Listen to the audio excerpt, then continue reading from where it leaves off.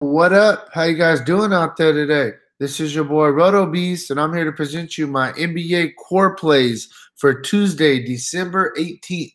If you're new to this channel, please make sure and click the subscribe button below.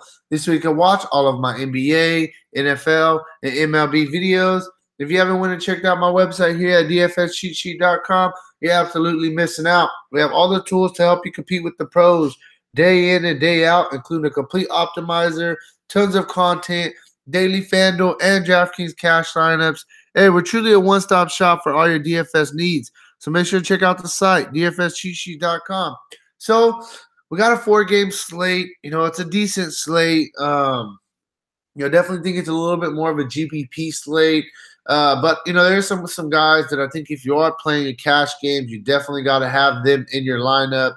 I'm ready just to kind of jump into these picks. I'm going to start at the point guard position. I think this guy is going to be crazy high owned, and he's going to be high owned for a reason.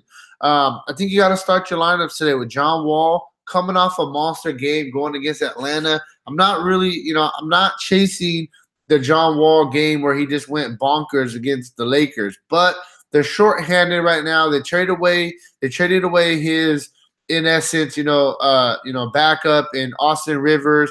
Satoransky will pick up a couple minutes at the point guard spot, but they like playing that guy at the off guard spot and at the small forward position as well. So I think that this is a spot where John Wall is going to get a lot of run. He's going against a Hawks team who is very bad against the point guard position. He's a fancy point. He's a 1.25 fantasy points per minute type of guy in a game that I think is going to stay, closer than we expect. In close games, Wall plays 35 to 36 minutes a game. I just think this is a great spot for Wall to crush. He's going to be a guy that I really want to prioritize in my lineups today. The next guy, I'm going to give you 3 guys I'm absolutely going to fit in, and then I'm going to work my way around that. So next guy I absolutely love today, it's going to be LeBron James going against Brooklyn in an up-tempo game. I think this is a spot. LeBron, he had an off game last game against Washington, but the Lakers just got their ass whooped. It is what it is. I'm going to go right back to the well with LeBron, 11.5. The price tag is up a tiny bit. For value, we need 57. It is a high number. But I think LeBron's going to be high owned in this spot. And if you don't have him and he goes off, you're just going to lose tonight. So stop trying to get cute with it. You got to have Wall. You got to have LeBron. One more guy I think everybody's going to make a big-time push to have in their lineup. It's going to be John Collins. Spellman's out another couple of games, which is his backup. He's starting to get, regular run, regular minutes. The thing I will admit is his price tag is up.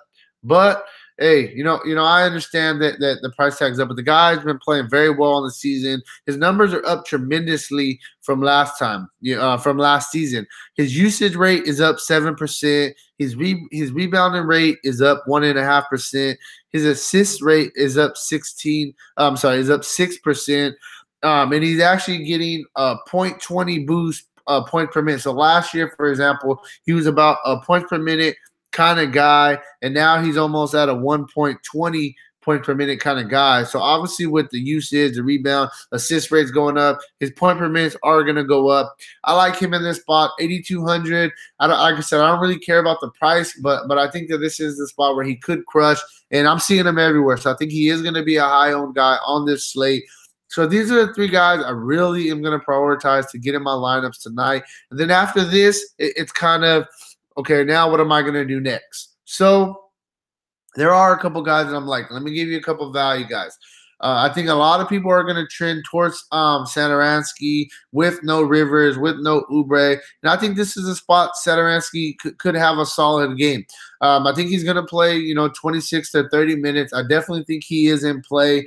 And then another guy I also like on the cheap is I like Corey Joseph. He's been consistently getting 25 minutes a game in the backup point guard role, playing a little bit of off guard. Even with Oladipo back the past 2 games, he's still got 25 in 29 minutes. I think he gives you a solid floor. I honestly like Corey Joseph. He's going to be my next guy I'm going to put in this core. And one thing that I really like about him as well is I think his minutes are pretty safe, whether it's a blowout or whether it's a close game. And then, you got this game. Vegas has this game projected to be a blowout. Indiana's favored by 12 in this. If this game does turn into a blowout, he could possibly get some extra run with the backup unit as well. So I just think that Corey Joseph is dirt cheap, and we got to find some value since we want to pay up for these guys. So I think he's a really, really good value play. Next, another guy I'm going to go with. I got you 3 studs, and I'm getting you 2 value guys. A guy that I'm really liking, 4,200, very cheap. You need 20 for value. You got Torrey Craig, man. He's played at least 31 minutes in 3 of the past 4 games. I mean, I understand he doesn't do nothing special, but it's all about minutes with this guy. This guy's getting the minutes. He's getting the opportunity. 4,200. I mean, if he busts, you pretty much could use him as your pay down punt play and just kind of move on. Load up your lineups elsewhere. I think he's a really good value play. So, I really like those 2 guys. And I'm going to tell you guys right now, this like I'm telling you guys, this is not a cash game slate. I'm not saying lock Corey Joseph and Torrey Craig into your lineup for cash games. But, there's some really good guys on the slate that we want to have in our lineups tonight. So we have to pay down somewhere. And I just think both of these guys are in really good spots. And then like Kendrick just said, in the chat right now, you also got Tyreek Evans out. So, that just is even more of a bump for Corey Joseph. So I think both of these guys are really good plays. And, if you put both of them in your lineup, you may feel uncomfortable with it. But now you have 5,400. You could pay elsewhere for other guys. And you just need one of these guys to get you 22. If one can get you 22 and hit value and the other one busts, it's all good. You just use them as your throwaway spot, and you balance out the rest of your lineup. So I think this is a really solid start to your day. Usually I do, a cash game core, and if I was going to do one today, I say this would probably be pretty consistent. Pretty close to what I would be looking at. But for me, I'm not really going to be playing cash games today. Like I said, on small slates, I think, small slates usually are a little bit more GPP slates. But definitely, man, I think this is a great core. Definitely think it's a great way to kind of get your lineup building started today. If you have any questions or comments, hit me down below in the comment section. And if there's some guys that come out that I feel are absolute must locks, I will update this later. So make sure to have those notifications turned on as well. John, I agree with you, man. Optimize your time. You run your 150 lineups, get some variations, and kind of move on, man. That's really where it's at, John.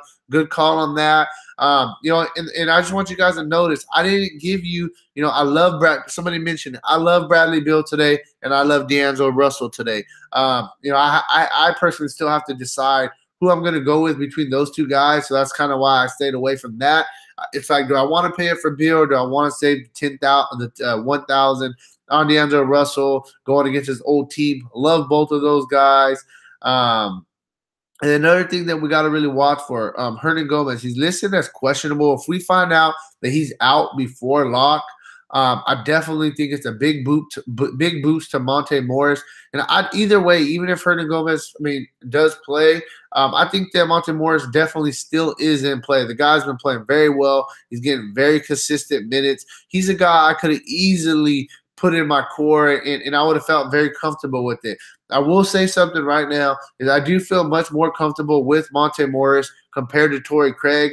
But for me, I'm just looking at you have to give away one spot anyways on Fanduel with their new rule, and you might as well say 1,500 with the guy who's pretty much guaranteed going to get you 30 minutes. So that's the reason I went Torrey Craig over Monte Morris. But I do want to make it clear that I do like Monte Morris. I just kind of went with the salary saving kind of way. So yeah, man, hey, that's all I really got for you guys. Thank you guys very much for checking out this core play video.